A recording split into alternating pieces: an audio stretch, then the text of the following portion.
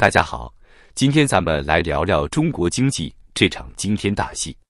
说实在的，看着那位烙大饼师傅这180度大转弯，我都替他脑袋晕啊！还记得不久前，烙大饼师傅可是抱着国进民退的大旗，一路高歌猛进。可谁成想，一转眼的功夫就掏空了家底，要把钱往市场里砸。这是怎么了？是不是突然发现自己一直在跑偏，现在要赶紧刹车掉头？先说说这波就是大招都有啥，降息、放松限购、给上市公司借钱回购股票，看着挺热闹，但仔细一琢磨，这不就是把最后一点家底都掏出来了吗？就像赌场里那些输红了眼的赌徒，把最后1分钱都压上去，想要一把翻盘。可问题是，中国的经济病得可不轻啊！这些年，在国进民退的政策下，私企是死的死，逃的逃，曾经的经济引擎现在成了过街老鼠。外资呢，看着中美关系越来越紧张，也是纷纷撤离。就业市场，那更惨，大学生毕业及失业都成常态了。前不久，深圳图书馆招16个临时工，竟然有4000多人报名，里面不乏海归硕士。这种情况下，你说老百姓还敢把钱拿出来买房买股票吗？就拿房地产来说吧，这个曾经的经济支柱，现在可是摇摇欲坠。全国城市居民90%以上都有房子了，剩下的年轻人又买不起。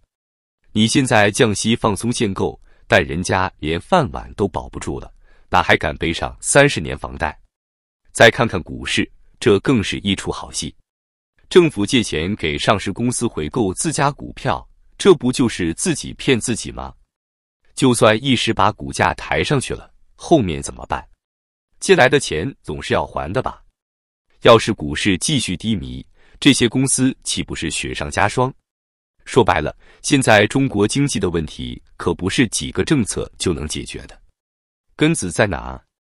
就在总设计师这些年搞的那套中国特色。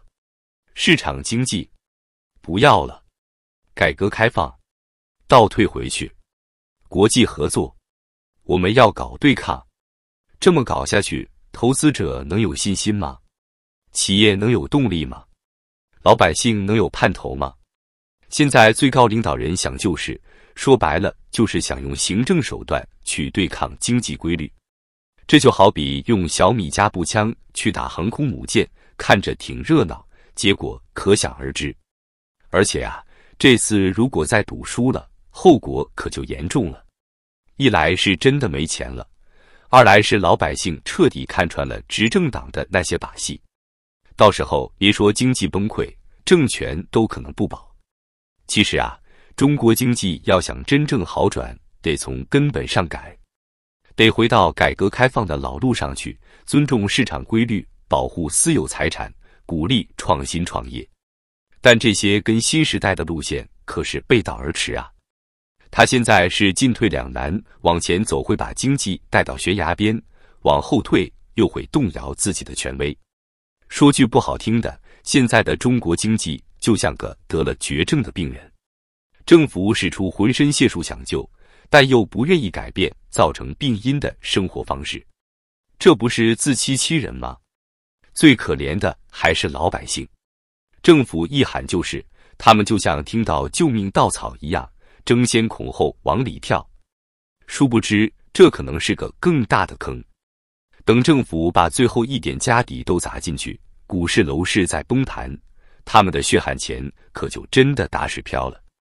说到这儿，咱们再来看看具体数据。今年前8个月 ，Top 100房企销售总额才2.97万亿元。大家还记得2021年是多少吗？那可是10万亿啊！这3年时间，房企销售额竟然跌掉了2/3还多。再看看新开工面积，今年前8个月才4.9亿平方米。2021年呢，13.55亿平方米。这么算下来，新开工面积可能要跌掉2/3。这数字背后是多少工人失业，多少家庭生计无着呀？有人说，房价跌了，消费应该上去了吧？可惜现实是，老百姓更不敢花钱了。为啥？他们70%的钱都在房产里啊，房价跌成这样，谁还敢大手大脚花钱？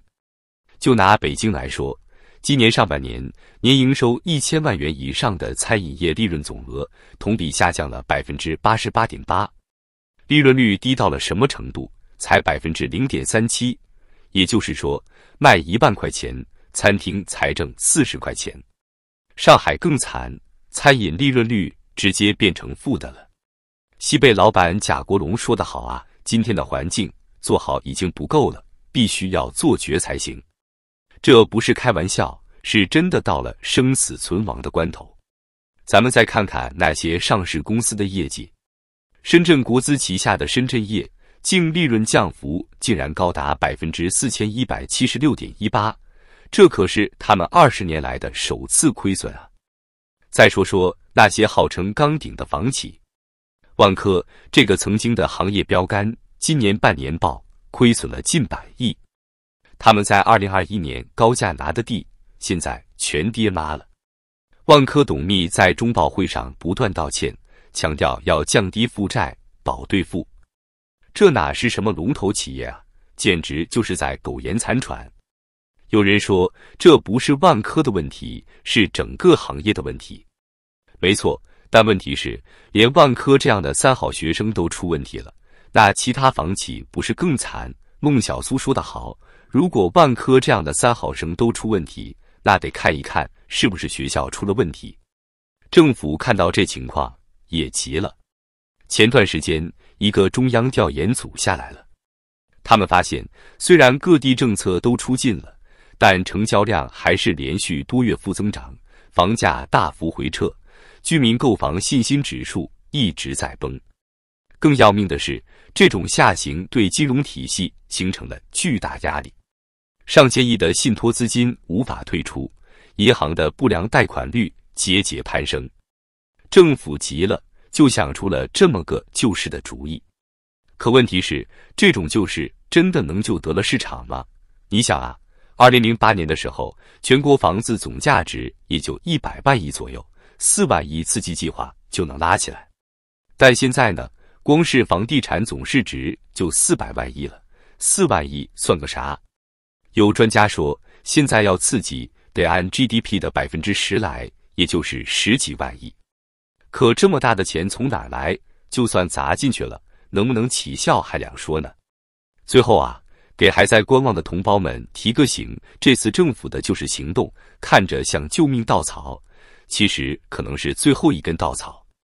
掂量掂量自己的口袋，想想值不值得为了执政党的面子搭上自己的未来。毕竟等到经济真的崩溃的那天，苦的还是中国普通老百姓啊。中国经济这艘大船漏洞百出，却还在硬撑。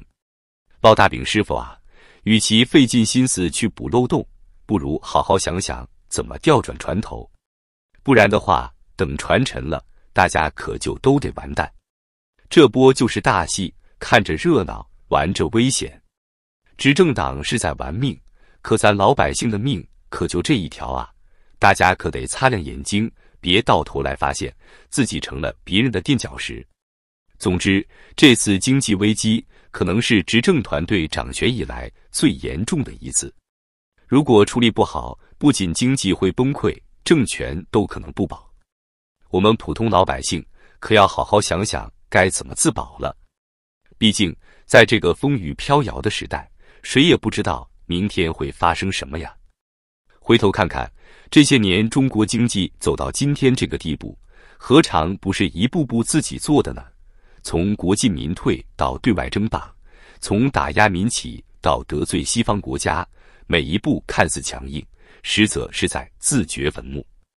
现在想回头，怕是来不及了。这次就是说白了，就是当权者的最后一搏。倾尽家底做此一搏，就好像赌场里那些输得红眼的赌徒们一样，将最后的希望寄托在尽第一包。这一次如在赌输，不仅是囊空如洗，更可能是人心尽失。到那时，掌舵人还拿什么来维持统治？大家可要擦亮眼睛啊！别被这救市的假象给迷惑了。记住，在这个经济危机中，我们每个人都是自己的救生员，保护好自己的钱包才是最重要的。